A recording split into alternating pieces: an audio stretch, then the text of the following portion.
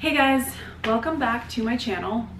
Originally, I was planning to be doing a little walk on the beach, but I've gotten so many messages asking me to do a little bit of a breakdown of the sequence of events and things that have happened so far in regards to Jaclyn Cosmetics.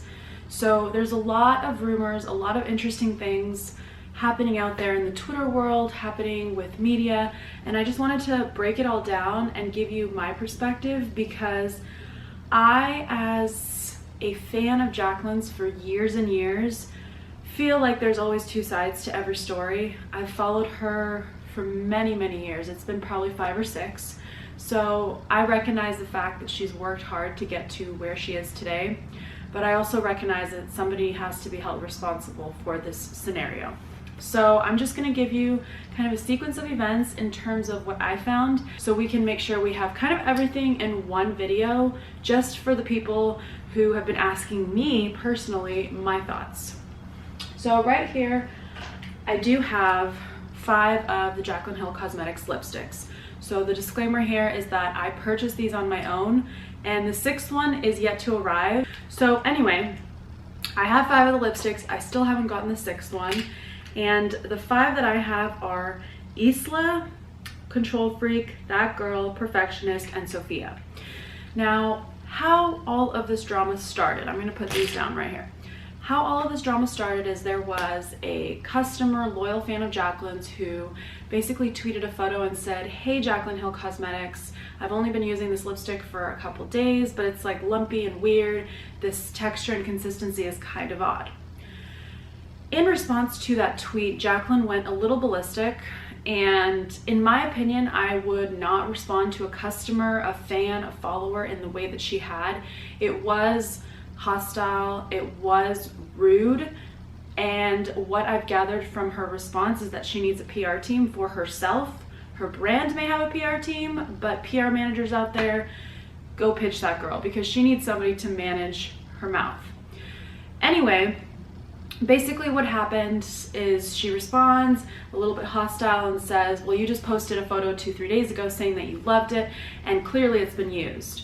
Well, yeah, no shit, we know it's been used. She clearly said in her mention that she'd been using the lipstick and now the texture and consistency is kind of weird, it's lumpy. Why is it lumpy? Okay, so the question was not answered. Jaclyn basically attacked her and did not answer the question, which the defensiveness I kind of understand because you just created a line. You've been working on this line for 5 years according to her original launch video. That's a long ass time to work on something and have a bad product. So I understand the defensiveness, but at the same time, before she responded, she should have done a little bit more research in order to have responded to the customer in a more respectful, professional, and accurate way. Okay, because her question was never answered. Why is it lumpy? Why is it lumpy? I want to know why it's lumpy. Okay, so that's kind of how this all started. Once that original tweet went out, once Jaclyn defended it, other people started pouring their questions, their pictures, their experiences out into the internet. So now we've got a situation where people are sending these pictures and they're dissecting their products. Some people have literally cut up their lipsticks. I am kind of, I want to dissect it, but I also don't because I don't want to ruin a perfectly good lipstick because it's not like these were super cheap. If they were $1 each, yeah, I'd dissect the shit out of them, but they're not, okay? So I'm a little bit uncertain about this dissection element, but we get people complaining. People are saying something's wrong with these, and then Raw Beauty Christie posted a photo of hair fibers coming out of the lipstick. And actually what originally attracted my attention to this entire situation was my friend Brianna posted a video yesterday, and she did the same thing a couple days ago. She had posted on Instagram stories. She was using tweezers and she literally went in to the lipstick and she pulled hair fibers out with tweezers. And the interesting thing is there's always going to be loyal fans of whoever has created the product, and then there's going to be all the haters and people trying to see what's wrong with the product, and then there's the people who don't know which side to be on. There's always 3 sides to every story. But when my friend Brianna had actually posted her Instagram post and her video of her pulling the hair, people came through and were saying, well, it looks like it's been used. Maybe it's your hair that got in there. And it's like, no, no, no, no, no, no, no. These are long ass hair fibers that are being pulled out of the lipstick. This is not like a hair that fell into my lipstick, because when does that happen? Like, if you have long hair, it's not gonna just magically sink into the product, okay? So people who think that's a possibility, please, please, please think logically about this. There is no way my hair could have gotten into this and that I would be pulling it out. This hair fiber that people are finding has been mixed in to this formulation. It has been mixed in here. And however it was baked, made, whatever, it was in the formula. So now the question is, now that we know that there's hair fibers, people are asking, what the hell are the hair fibers? Is it actual hair? Should we be concerned?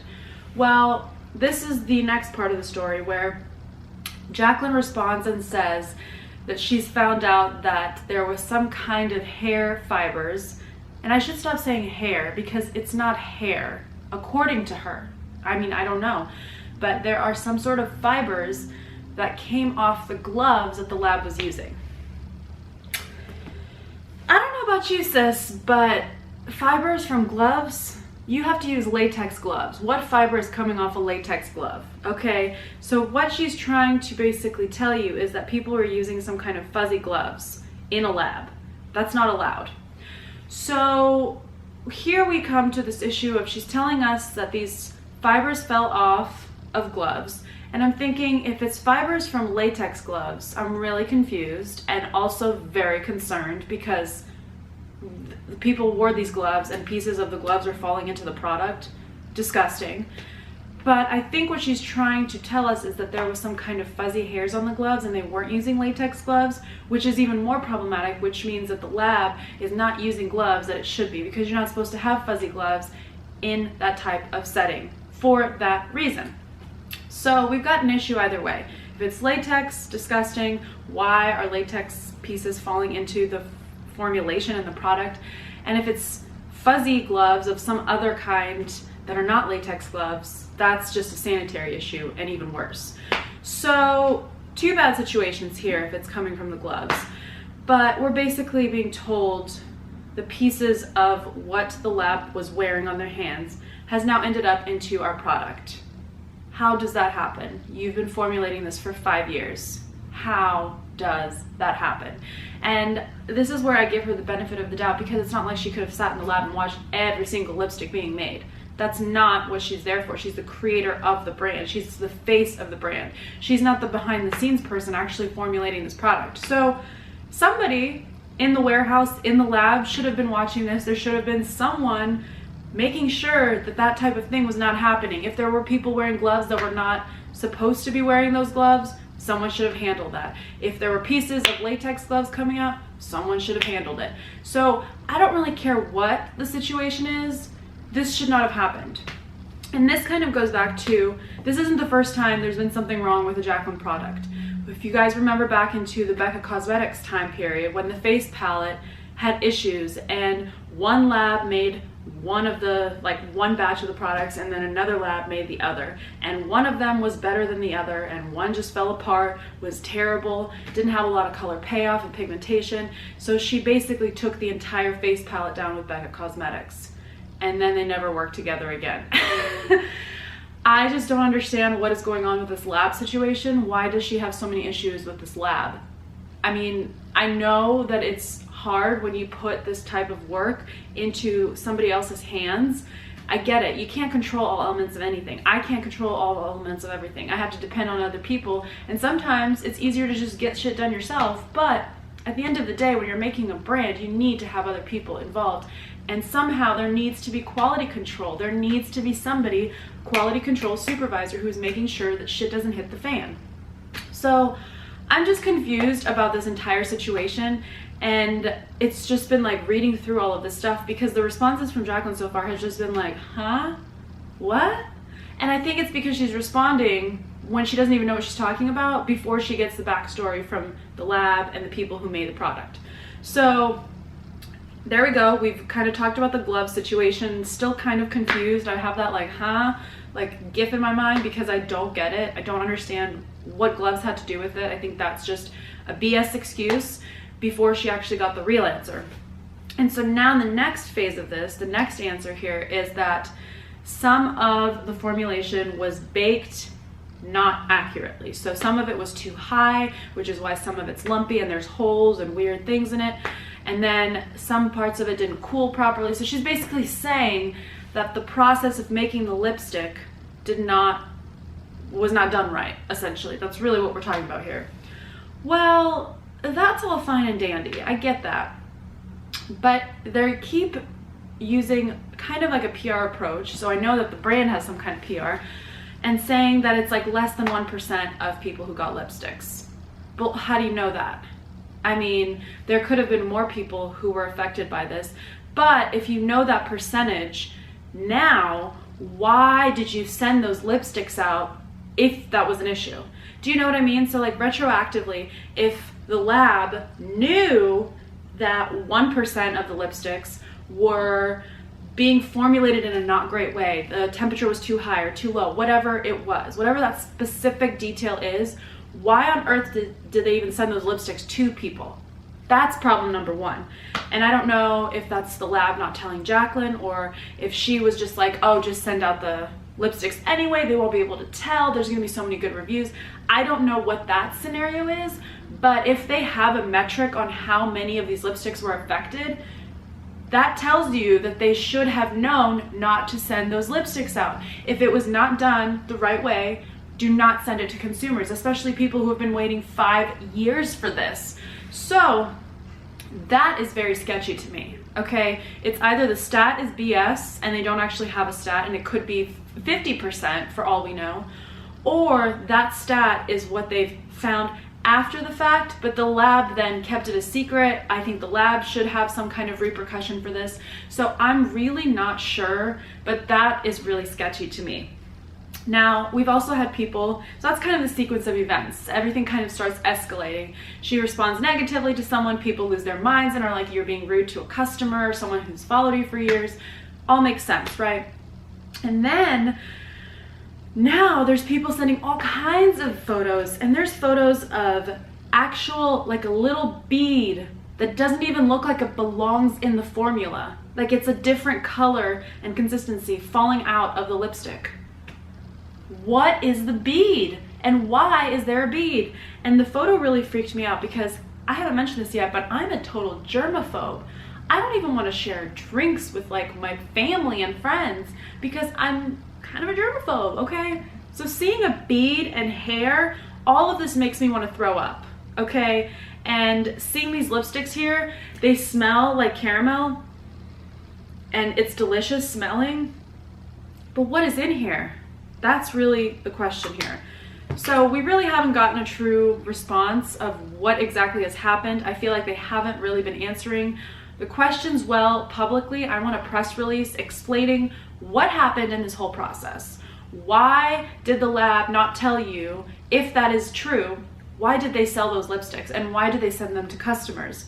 I want the right lipstick formulation. I don't want hair fibers in it, and I don't want beads, and I don't want to be worried that that's the case with mine, because now everybody who hears about this is going to be like, disgusting. I don't want hair fibers in mine. I'm not going to use this lipstick. So we have essentially wasted our money because the fear of using the product is basically ensure that we don't use it. And most of us probably can't get refunds because they're saying only the people who have photos of bad lipsticks can get refunds. But I have all this knowledge now and I don't want to use them. So I'm gonna actually add a couple more comments. So there is a photo online of her formulating her lipstick with latex gloves. So if she was wearing latex gloves, why was somebody else wearing other gloves? So that's just like, whoa, what's going on? The other thing is we know that she spent a lot of time on the packaging. So there's been some theories that maybe the formula has been ready for a long time and the batch that's kind of lumpy and falling apart is old formulation that just needed to be placed into the packaging because the packaging took longer than the formula. That's a really good theory, to be honest, and maybe that's why some of the formulation just got really gross because it's already expired. But I've had lipsticks for like 5 years and they don't turn lumpy like that. I mean, maybe they can if you put it in some kind of, weird heat or you don't turn on the AC in your home, but I've never seen a lumpy lipstick like that when it gets expired, so I don't know how accurate that is, but it's a theory that people have, and I think it's legit because we do know the outside of this, which makes no difference, okay? The outside of a box or a package or a PR package should not have any effect on the actual product. The outside of it is gorgeous. This is a very beautiful lipstick, but if she spent more time doing that than actually making sure the formula and the lab were doing the right thing, then it doesn't even matter. It doesn't matter how pretty this is if inside there's hair fibers. So that's kind of a bummer. The other thing people have kind of noticed too is that her lipsticks obviously have JH on them. The handles are Jaclyn Hill Cosmetics, but the actual name of the brand is Jaclyn Cosmetics. So there's some inconsistency there about her married name from John and the fact that she didn't include her name in the actual name of the brand. So that's kind of interesting. I don't really know if there is something more to that piece of it, where she wanted it to be Jaclyn Hill, and she's kind of dipping in both because she's going to change her name when she gets married again. I don't know about any of that, but I did see that inconsistency across the brand, which may have been another detail that was missed, or just something strategic for long-term changing her name. But I know I did see a lot of people mention that. So that's kind of the breakdown of what's been going on. I myself, like I said, don't really want to use these because of the information that I have about the fact that the lab screwed up. I know some people are just gonna, they're not gonna care, whatever. I'm a germaphobe. And if there's fibers in here, I really don't want to rub that on my lips. So that's kind of where I'm at with all of this.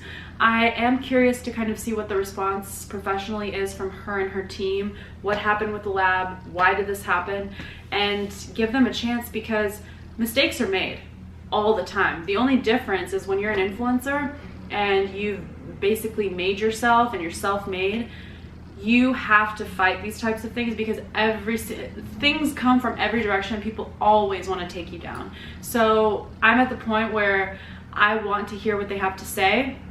I just feel like some of the responses so far have been premature and just complete BS, like instant reaction versus actually going and getting the right information, because some of the stuff that she's told us about this just does not seem right. And the fact that they weren't working over the weekend and she had said, they'll respond on Monday.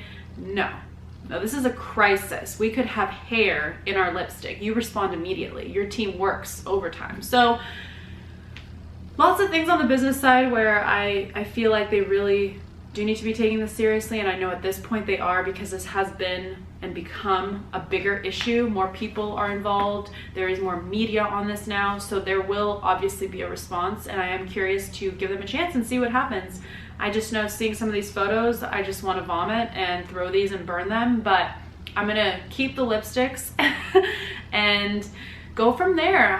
Like I said, I want to give them a chance. I'm not here to send hate by any means. I really just wanted to kind of break it down because people know I was literally going to post a swatch video. My next post on my feed, because I plan out my feed, was a photo of the lipsticks, because over the weekend I'd said these are so good. This is a whole new level. This pigmentation, this color payoff is so amazing.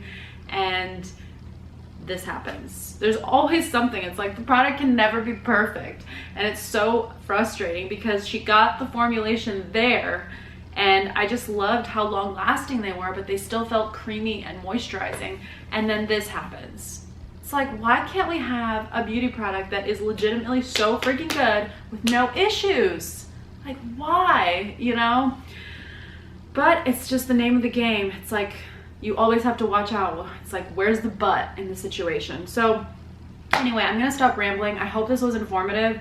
Really just like a quick breakdown of the very monumental things that have happened so far. All of this was happening over the weekend, so we are here now. It is Tuesday, and we don't really have a true answer. So looking forward to hearing your guys' thoughts. As always, please keep it respectful. These are just my thoughts from what I've read and seen and heard on the internet. I don't have the facts. I want the facts from the brand. I want to know what happened. I want to know if we can all get refunds. And that's that. I'll see you guys in my next video. Bye.